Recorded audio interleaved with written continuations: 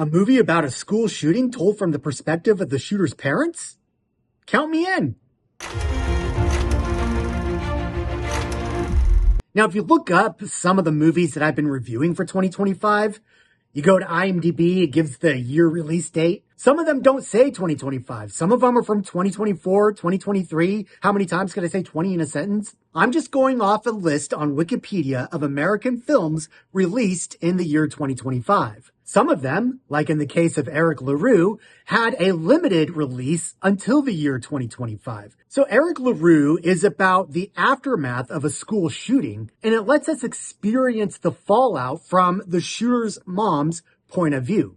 Now, I couldn't believe how they got the victim's parents to allow their likeness to be used in the film. And it bothered me from the start that they named the movie after the killer. I also found it extremely convenient that the victims' mothers each had a very different response to the tragedy that took place. You have one mom in denial, you have another mom who's completely absent from the affair, and then you have another one that's highly antagonistic against Eric LaRue's mother. But the story really takes place around Eric LaRue's mother and her relationship to the church. And the way that the pastors and the church staff treated everybody that's involved in this tragedy was sickening. It becomes clear early on that these pastors and church leaders have no business or experience counseling people who have been through this sort of disaster. This is why professional therapists exist. And no one should rely solely on their church to provide counseling if they've been through something as traumatic as this. Like at my church, they do offer lay counseling, but they also know that if it's a situation that they don't know how to deal with or handle or talk through, then they do refer you to a professional counselor. Now, I would definitely recommend this movie to young men who are in seminary as an example of what kind of leader, what kind of pastor not to be. The pastors in this movie are uninformed, passive-aggressive beta males who have a knack for making awkward situations much more awkward.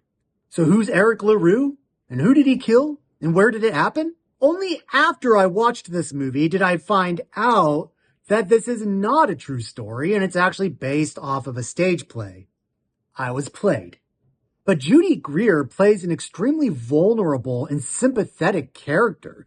And for her performance alone, I recommend watching this movie. Just know that it's not true. Otherwise, it is evident that this script, both for the movie and the stage play, was written by somebody who has been deeply hurt by the church. Which is why I always say, if somebody refuses to believe in God, they probably have a good reason. If this were a true story, I would highly recommend this film. But since it's all made up, thus hypothetical, I'm knocking Eric LaRue down to mid-level. It doesn't matter if you watch this or not.